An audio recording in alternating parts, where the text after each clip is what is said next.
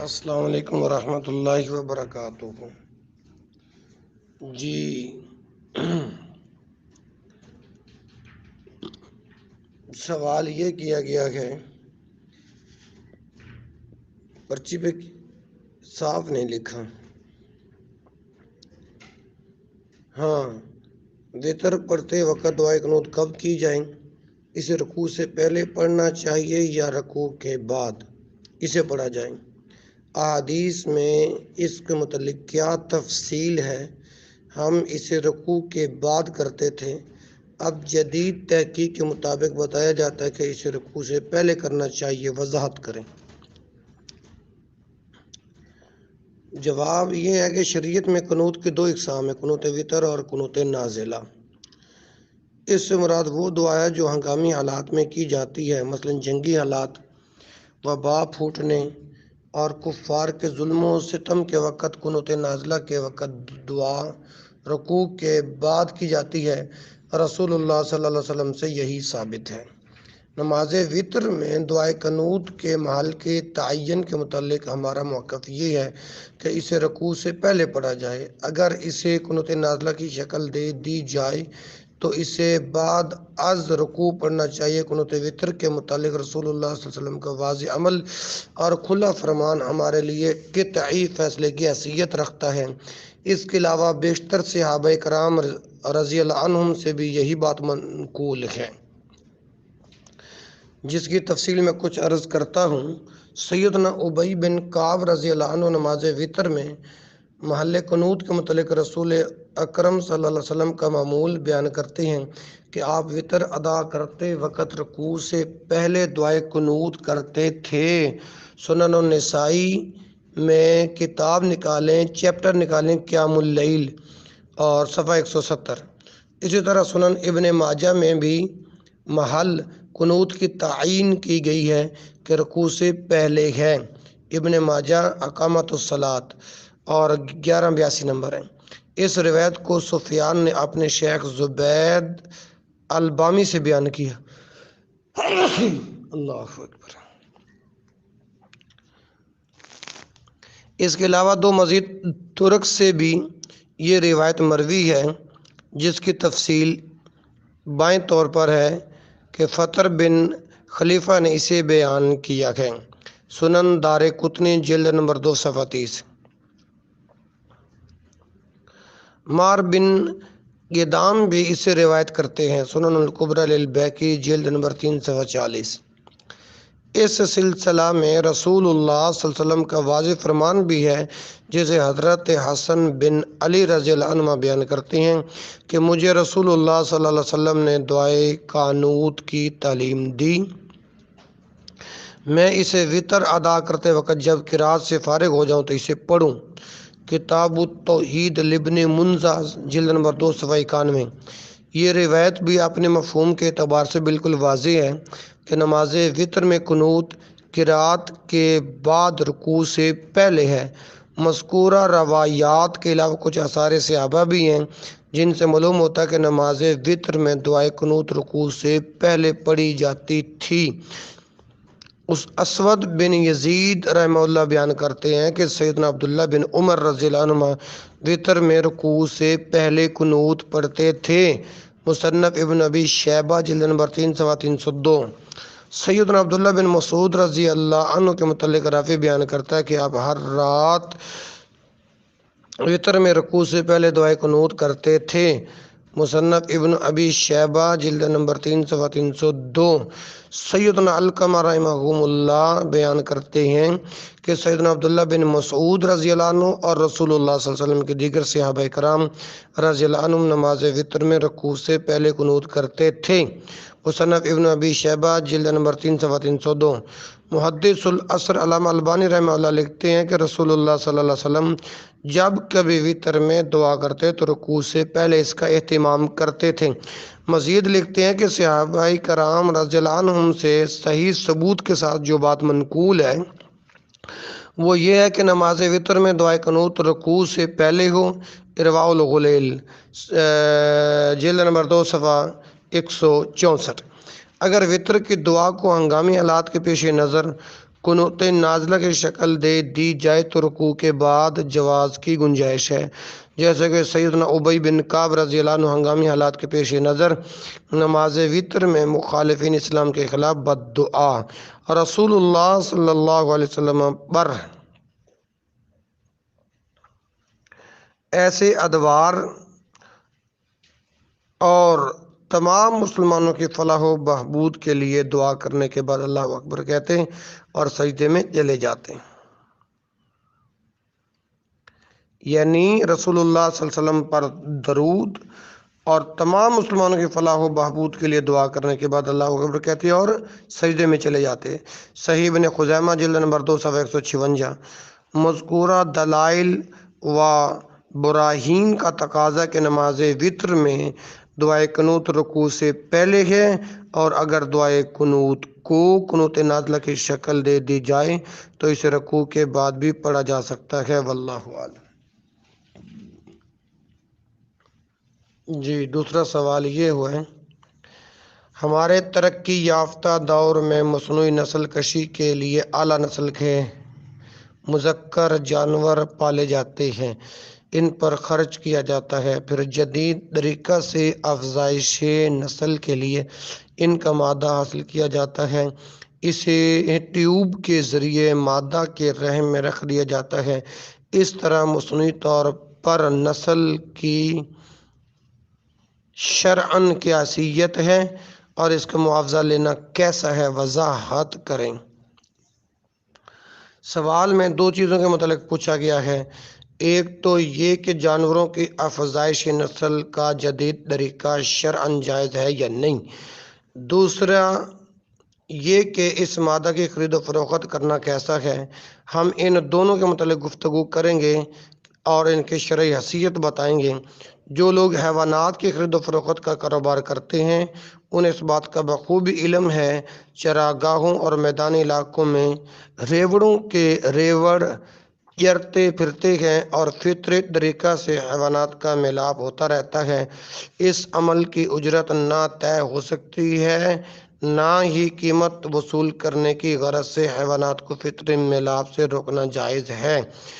رسول اللہ صلی اللہ علیہ وسلم کا ارشاد گرامی ہے، صحیح مسلم کتاب الزکوٰۃ میں 988 نمبر ہے، مادہ جانوروں کا حق ہے کہ مذکر جانور ان سے ملاب کریں، نر جانور ان سے ملاب کریں۔ شریعت نے حیوانات کے اس فطری ملاب کا معاوضہ لینے سے منع کیا ہے۔ اللہ کے نبی صلی اللہ علیہ وسلم فرماتے ہیں کہ جسے عبداللہ بن عمر رضی اللہ عنہ نے بیان کیا، رسول اللہ صلی اللہ علیہ وسلم نے جفتی کرانے کا معاوضہ لینے سے منع فرمایا ہے۔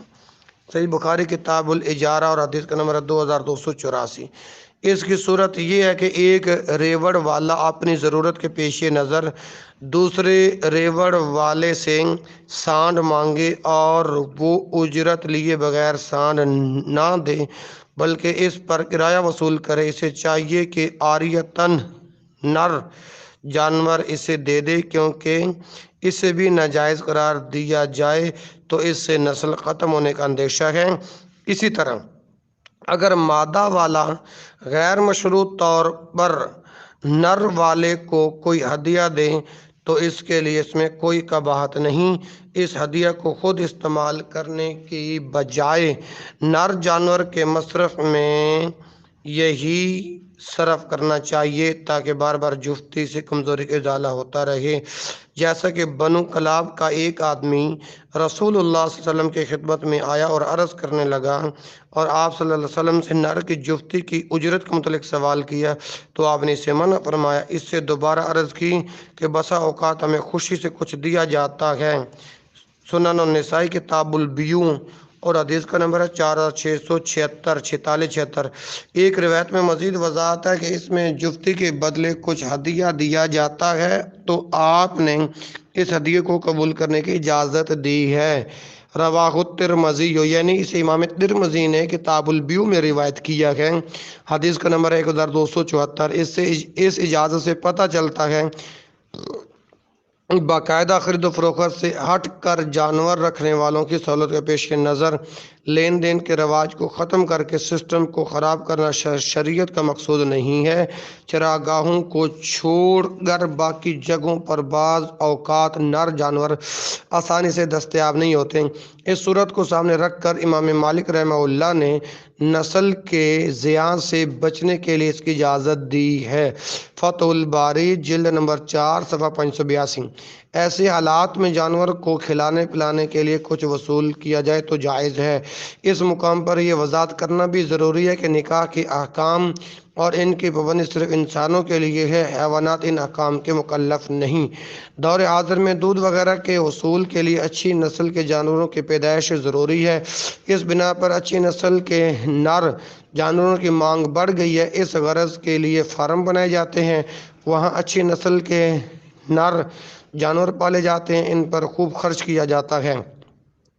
پھر ان کا خاص طریقہ سے مادہ منوی حاصل کیا جاتا ہے اور اسے ٹیوب میں محفوظ کر لیا جاتا ہے۔ پھر مصنوعی طریقے سے نسل کشی کی جاتی ہے، یعنی ڈاکٹر اسے مادہ کے رحم میں منتقل کر دیتا ہے۔ کیا اس مادہ کی خرید و فروخت جائز ہے؟ کیا اس مصنوعی طریقے سے کسی مادہ کو بار آور کرنا جائز ہے؟ ہمارے رجحان کے مطابق اگر اس کا باقاعدہ کاروبار کرنے کے بجائے اکرام کے تحت ٹھیک ہے نا جی لین دین کا طریقہ رائج ہو جائے تو شرعاً اس پر اعتراض نہیں ہوگا۔ ہمارے ہاں قدیم مفسرین نے حیوانات کے ملاح پر اجرت نہ لینے کی وجہ یہ بیان کی کہ جس چیز کی اجرت لی جا رہی ہے اس کی نہ تو مقدار کا تعین ہے اور نہ ہی اس کی فراہمی یقینی ہوتی ہے، اس لیے یہ غیر معلوم اور غیر یقینی چیز کی اجرت ہوگی جس کی اسلام اجازت نہیں دیتا۔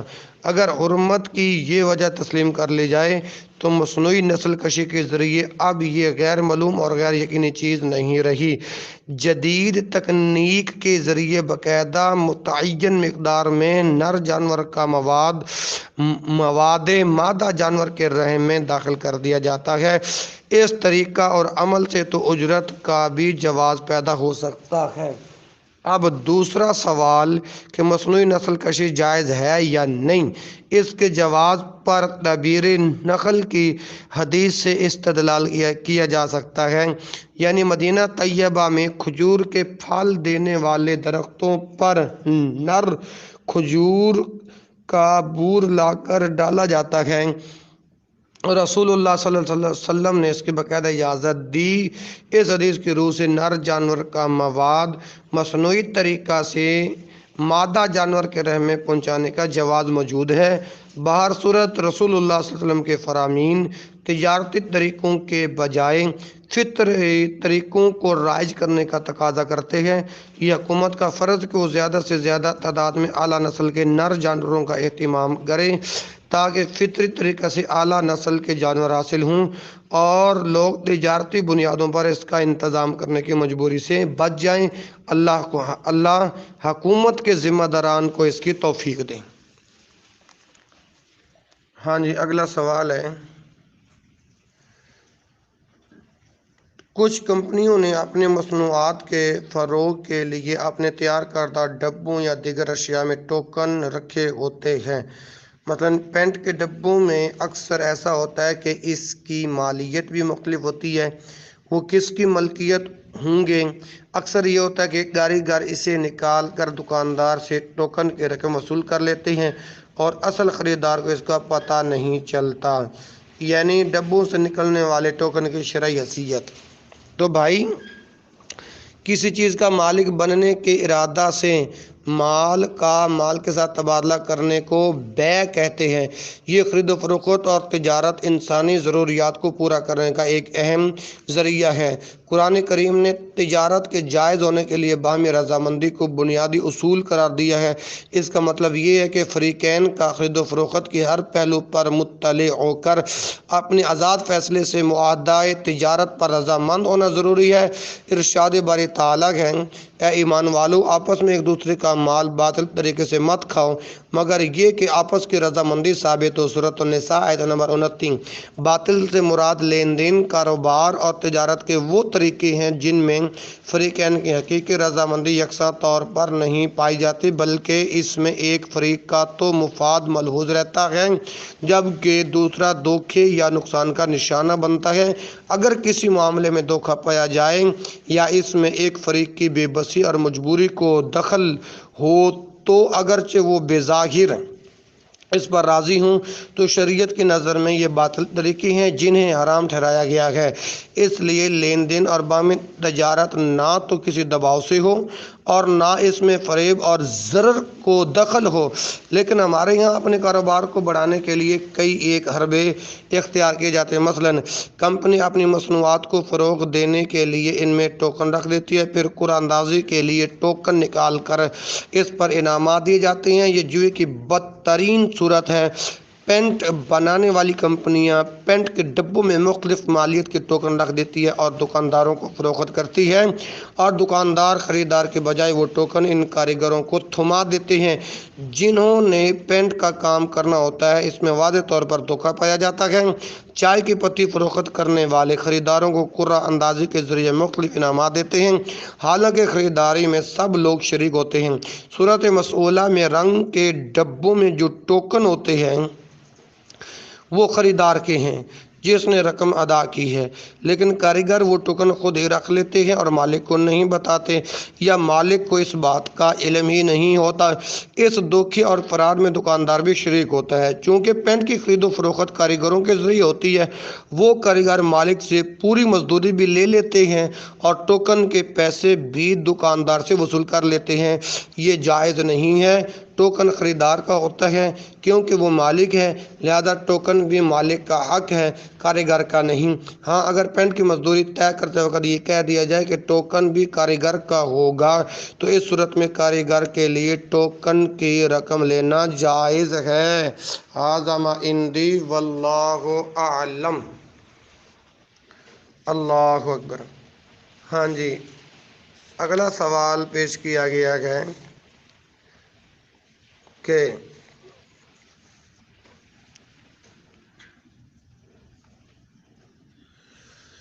हाँ, आजकल ख़वातीन पर्दे के लिए जो बुर्का इस्तेमाल करती हैं इस पर बहुत कीमती नक्शो निगार और कढ़ाई की होती है, नीज़ वो बहुत तंग और चुस्त होता है।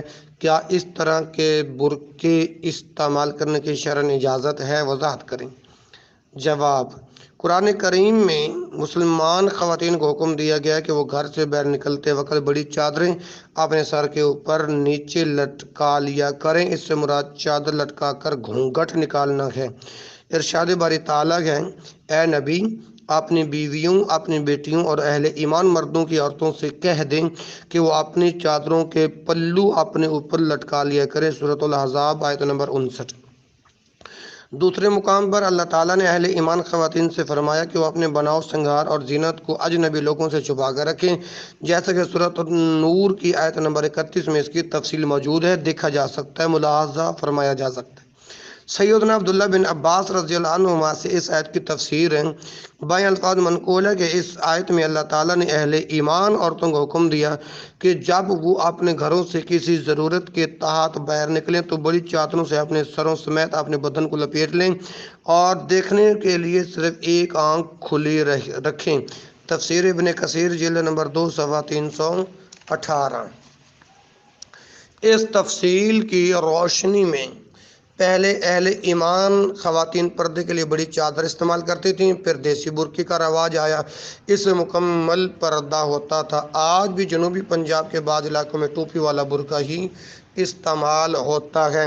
बड़ी उम्र की ख़वातीन बिलउमूम यही बुर्का इस्तेमाल करती हैं। अब ये बुर्का तरक्की की मनाजिल तय करते हुए एक फैंसी बुर्के की सूरत इख्तियार कर चुका है, जिसमें ये कबाहतें पाई जाती हैं जो मैं अर्ज़ करता हूँ। नंबर 1, ये बजाय ख़ुद जीनत है जिसे नापने की ज़रूरत है क्योंकि इस पर नक्शो निगार और कीमती धागे में कढ़ाई की होती है। नंबर 2, ये बहुत तंग और चुस्त होता है जिसमें बदन की साख्त नुमायाँ होती है। जिन अज़ा को ढांपना ज़रूरी है इनकी झलक नज़र आती है। ہمارے رجحان کے مطابق موجودہ فینسی برقعے پردے کے تقاضوں کو پورا کرنے سے قاصر ہیں۔ اگر انہیں سادہ رکھا جائے اور تنگ کی بجائے وہ کھلے ہوں تو انہیں استعمال کرنے میں چنداں قباحت نہیں۔ اس بات کی وضاحت کر دینا ضروری سمجھتا ہوں ڈیرہ غازی خان والوں کے تنگ برقع بلا شک و شبہ درست نہیں ہے، لیکن کھلے برقعے میں بھی اعتدال ضروری ہے۔ خصوصاً ہماری جوان بیٹیوں کے برقعے بہت کھلے ہوتے ہیں، اور کتنی ہی خواتین موٹر سائیکل پر سوار ہوتے وقت یہ کھلے برقعے ان کی موت کا پھندا بن جاتے ہیں۔ اس بنا پر احتیاط اور اعتدال ضروری ہے۔ اللہ اکبر کبیرہ۔ ھذا ما عندی واللہ اعلم۔ اگلا سوال ہے، میرے پاس پالتو سرمایہ ہے۔ ہاں جی، پالتو سرمایہ ہے۔ میں کسی کو کاروبار کے لیے اس شرط پر سرمایہ دیتا ہوں کہ مجھے وہ طے شدہ 5,000 ماہانہ دیتا رہے، یا اسے گاڑی لے کر دیتا ہوں تاکہ وہ مجھے ہر روز 5,000 دیتا رہے، اس سے زیادہ منافع یا کرایہ وہ خود رکھ لے، کیا ایسا کرنا جائز ہے؟ وضاحت کریں۔ تو اس کا جواب یہ ہے محترم کہ قرآن و حدیث میں مالی معاملات کے متعلق تفصیلی ہدایات ہیں۔ ایک مسلمان کو چاہیے کہ وہ ان کے مطابق عمل کرے۔ ہمارے رجحان کے مطابق مذکورہ بالا کاروبار کی 3 صورتیں ہیں، جن میں سے ایک ناجائز اور 2 جائز اور حلال ہیں۔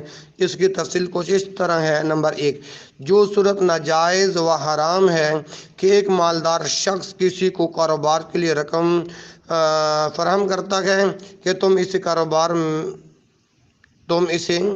کاروبار میں لگاؤ، اور جو نفع ہوگا اس میں سے مجھے 5,000 ماہانہ دیتے رہیں اور باقی آپ کا ہوگا، یا اسے گاڑی لے کر دی جائے کہ اسے کرائے پر چلاؤ، مجھے 5,000 یومیہ دیتے رہو، اس کے علاوہ جو کرایہ ہوگا وہ آپ کا ہے، میں نفع میں شریک ہوں، نقصان تم نے خود برداشت کرنا ہے۔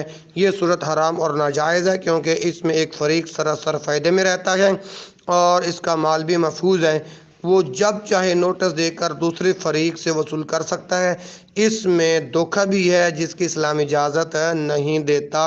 نیز اس شکل میں اور بینک کے طے شدہ سود میں کوئی فرق نہیں، کیونکہ سوال ہے نا کسی کو رقم دے کر طے شدہ منافع وصول کرنا۔ تو دوسری شکل جو ہے وہ جائز ہے، وہ ہے مضاربت کی ہے، کہ ایک آدمی دوسرے کو کاروبار کے لیے سرمایہ فراہم کرتا ہے، کاروبار کے اخراجات نکال کر جو نفع ہوگا اس کی شرح طے کر لی جائیں کہ وہ اسے نصف تقسیم کریں گے یا 45 اور 55 کے حساب سے منافع کو بانٹ لیں گے۔ اس شکل میں اگر نقصان ہوا تو کاروبار کرنے والے اس میں شریک نہیں ہوگا، بلکہ مالی نقصان سرمایہ فراہم کرنے والے کا اور کاروبار کرنے والے کی محنت رائگان جائے گی۔ اس صورت میں مالدار اپنے مال کا نفع لے گا اور محنت کش اپنی محنت کا معاوضہ وصول کرے گا۔ یہ صورت بھی جائز اور حلال ہے۔ اور تیسری صورت اجارہ کی ہے، جو جائز اور حلال ہے۔ مثلا سرمایہ دار کوئی گاڑی وغیرہ لے کر کسی کو کرائے پر دیتا ہے کہ اس گاڑی کا یومیہ کرایہ 5,000 ہے۔ سمجھ آ رہی نا؟ اب جس نے گاڑی کرائے پر لی ہے وہ تو طے شدہ کرایہ دینے کا پابند ہے۔ اس میں یہ بات طے کر لی جائے کس قسم کا نقصان مالک نے برداشت کرنا ہے اور کرایہ پر لینے والا کس قسم کا نقصان برداشت کرے گا۔ اگر وہ 3 دن تک گاڑی اپنے گھر میں کھڑی رکھتا ہے تو اسے اس کا کرایہ دینا ہوگا، جس طرح ہم کوئی مکان کرائے پر لے کر اس میں 1 ماہ تک رہائش نہیں کرتے۔ باہر صورت گاڑی وغیرہ کرائے پر دیتے وقت ہر چیز طے کر لینا چاہیے، کسی کو دھوکہ نہ دیا جائے اور نہ ہی کوئی چیز مخفی رکھی جائے۔ یہ صورت بھی جائز ہے۔ ہمیں چاہیے کہ درج بالا تفصیل کے مطابق سرمایہ کاری کریں اور حرام کاموں سے اجتناب کریں۔ ھذا ما عندی واللہ اعلم۔ ہاں جی، اگلا سوال ہے، کیا کوئی عورت اپنی محنت سے کمایا ہوا ذاتی مال خاوند کی اجازت کے بغیر خرچ کر سکتی ہے یا نہیں؟ اگر خرچ کر سکتی ہے تو شریعت نے اس کی حد مقرر کی ہے۔ اگر کوئی خاوند کی اجازت کے بغیر خرچ کرتی ہے تو اس کا کیا حکم ہے؟ اللہ اکبر، اللہ اکبر، اللہ اکبر۔ اس سلسلہ میں کتب احادیث میں مختلف احادیث مروی ہیں، جواب عرض کر رہا ہوں۔ مثلاً ایک حدیث بائیں الفاظ ہیں کہ جب کوئی شخص کسی عورت کی عصمت کا مالک بن جائے، یعنی وہ اس کے نکاح میں آ جائے، تو اس عورت کو جائز نہیں کہ وہ اپنے ذاتی مال میں بھی تصرف کرے۔ ابو داؤد کتاب الاجارہ حدیث نمبر 3546۔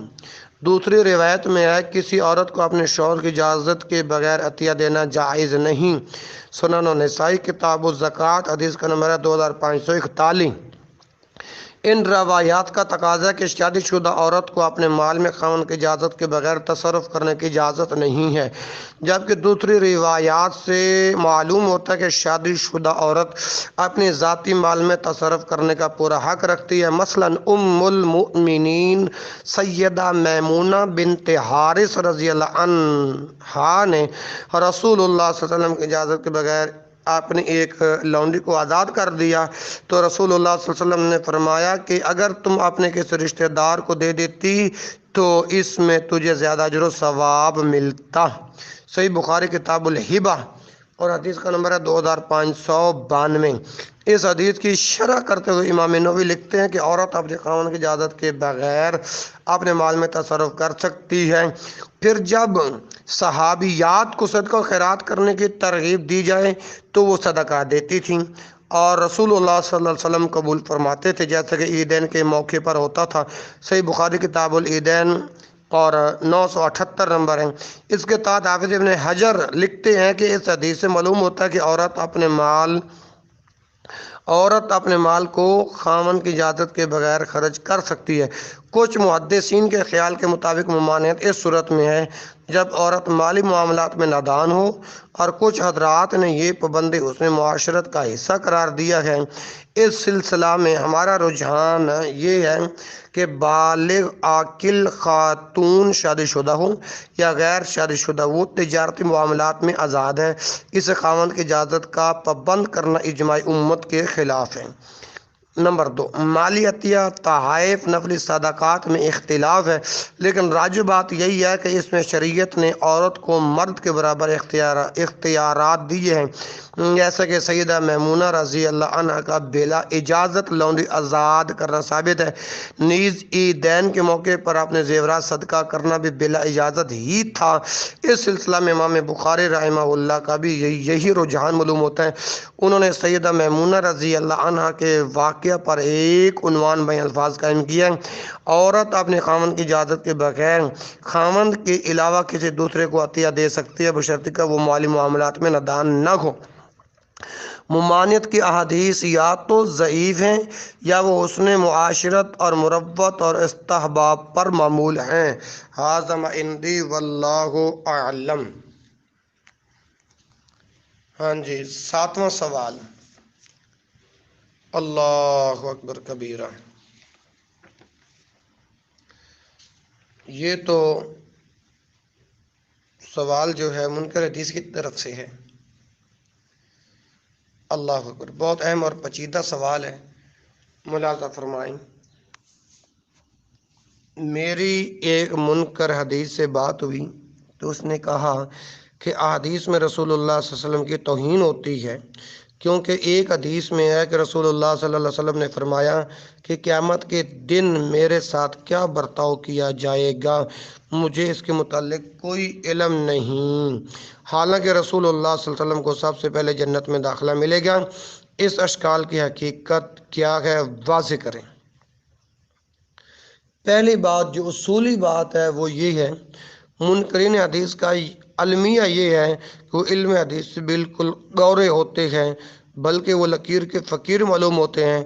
مثلاً سوال میں جس حدیث کا ذکر ہے اس کی تفصیل یہ ہے کہ سیدنا عثمان بن مظعون رضی اللہ عنہ جب فوت ہوئے تو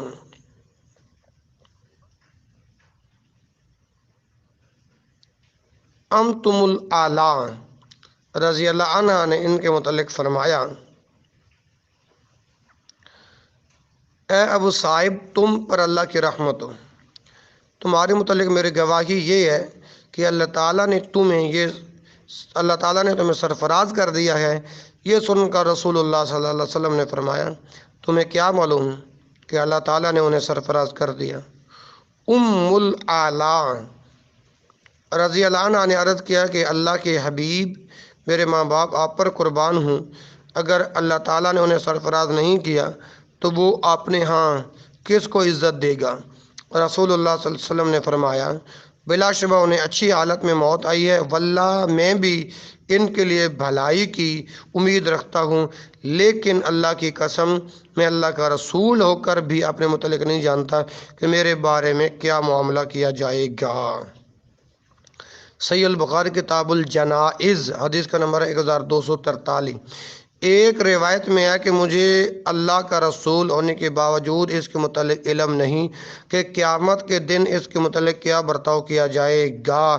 صحیح البخاری کتاب الصلح اور حدیث کا نمبر ہے 2687۔ ایک دوسری روایت میں ہے کہ رسول اللہ صلی اللہ علیہ وسلم نے فرمایا، مجھے معلوم نہیں کہ تمہارے ساتھ اور اس کے ساتھ قیامت کے دن کیا معاملہ کیا جائے گا، اس کا علم تو اللہ تعالیٰ کو ہے۔ صحیح بخاری کتاب التعبیر میں یہ حدیث موجود ہے، 7018 نمبر ہے۔ رسول اللہ صلی اللہ علیہ وسلم کا ارشاد گرامی بے عینی ہی ارشاد باری تعالیٰ کے مطابق ہے۔ اللہ تعالیٰ نے فرمایا، آپ کہہ دیجئے میں کوئی انوکھا رسول نہیں ہوں اور میں نہیں جانتا کہ مجھ سے کیا سلوک کیا جائے گا اور تمہارے ساتھ کیا برتاؤ ہوگا۔ سورۃ الاحقاف کی آیت نمبر 9۔ اس آیت کریمہ کے متعلق منکرین حدیث کیا موقف اختیار کریں گے؟ یہ حضرات اس آیت کریمہ کا جو جواب دیں گے وہی احادیث کے متعلق جواب دیا جائے گا۔ ہمارے رجحان کے مطابق رسول اللہ صلی اللہ علیہ وسلم کا اپنے متعلق لا علمی کا اظہار اللہ تعالیٰ کے درج ذیل ارشاد سے پہلے کا ہے، اے نبی ہم نے آپ کو واضح فتح عطا کر دی تاکہ اللہ تعالیٰ آپ کی اگلی اور پچھلی سب لغزشیں معاف کر دے اور آپ پر اپنی نصیحت پوری کر دے اور آپ کو صراط مستقیم پر چلائے۔ سورۃ الفتح کی آیت نمبر 1 اور 2۔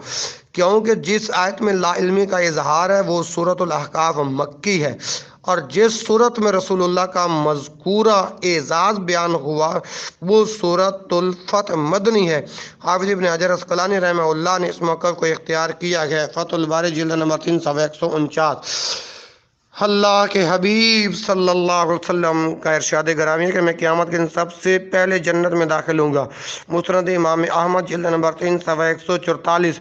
یہ بھی کہا جا سکتا ہے کہ جن احادیث میں آپ صلی اللہ علیہ وسلم نے لا علمی کا اظہار کیا ہے وہ اپنے رب کے حضور اپنی مسکنت اور عاجزی کا اظہار ہے اور اللہ تعالیٰ کی شان بے نیازی کا بیان ہے، جیسا کہ رسول اللہ صلی اللہ علیہ وسلم کا ارشاد گرامی ہے، تم میں سے کوئی بھی اپنے عمل کے ذریعے جنت میں نہیں جائے گا۔ لوگوں نے عرض کیا، اللہ کے حبیب آپ کا معاملہ بھی ایسے ہی ہے؟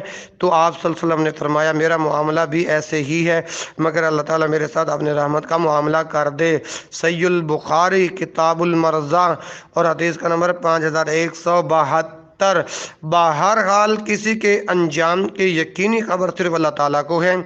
آیت کریمہ میں رسول اللہ صلی اللہ علیہ وسلم نے اپنے اختیار کو بیان کیا ہے، وہ یہ ہے کہ اللہ تعالیٰ کی طرف سے مجھے جو پیغام ملتا ہے میں اسے بلا کم و کاست آگے پہنچانے کا پابند ہوں۔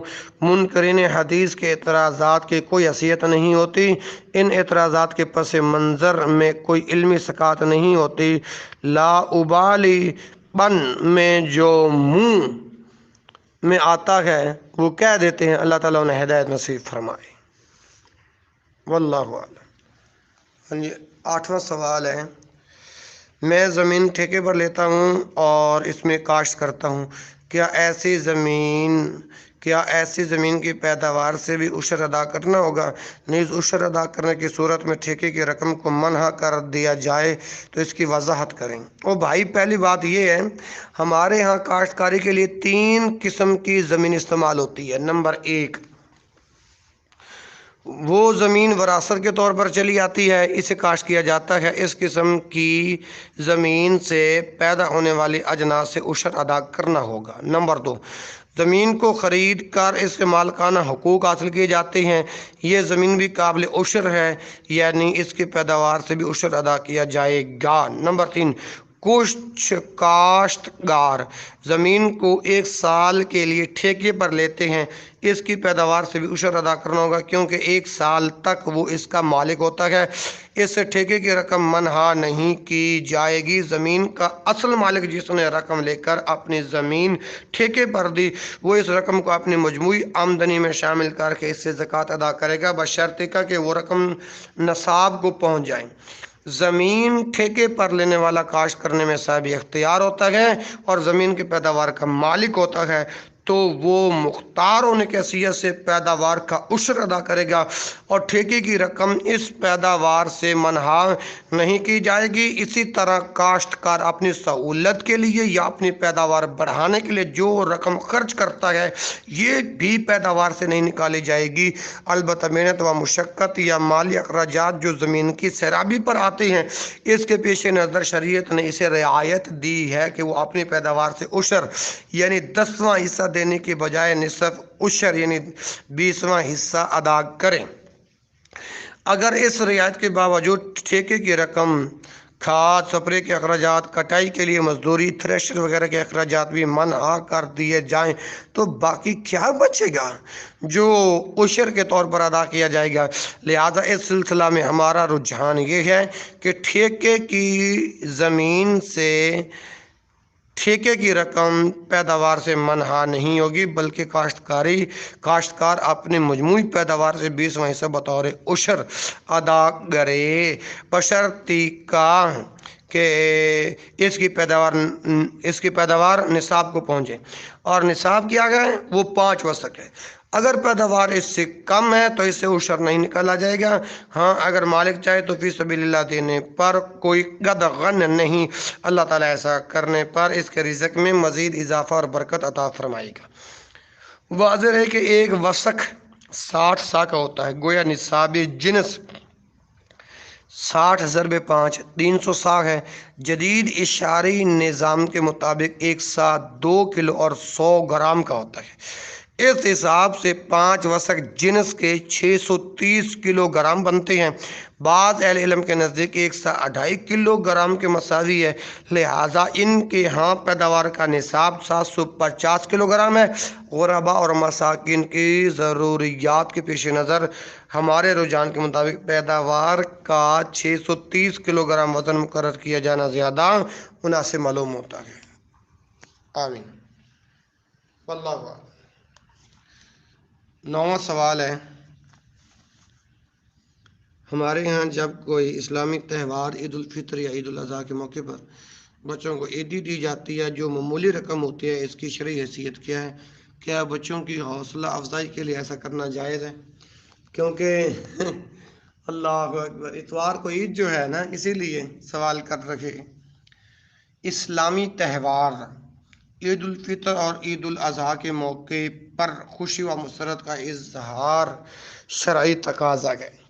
इस मौका पर उर्फ़ और आदत के तौर पर जो काम किए जाते हैं, शरीयत ने इस पर कोई पाबंदी आयद नहीं की। हाँ, ऐसे मौके पर अगर कोई ऐसा काम किया जाए जो शरीयत के ख़िलाफ़ हो तो इसे नहीं करना चाहिए, लेकिन अगर कोई काम शरीयत के ख़िलाफ़ नहीं तो इसे बजा लाने में चंदा हर्ज नहीं। हमारे यहाँ इस्लामी त्यौहार खुशी व मसरत के इजहार के लिए हैं। इस मौके पर छोटे बच्चों को मामूली सी रकम दी जाती है जिसे ईदी कहा जाता है। इससे बच्चे खुश हो जाते हैं और इससे इनकी हौसला अफजाई भी होती है। शरई तौर पर ईदी देने पर कोई कदगन नहीं, बल्कि बच्चों की खुशी को दोबाला करने के लिए ऐसा काम ज़रूर करना चाहिए। हाँ, ऐसे मौके पर बच्चों को तलकीन कर दी जाए कि वो इस ईदी को गलत तौर पर इस्तेमाल ना करें और ऐसी चीज़ें ना ख़रीदें जो इनकी सेहत के लिए नुकसानदेह हो। हाँ ज़माइंदी वल्लाह। साहिवाल वालों,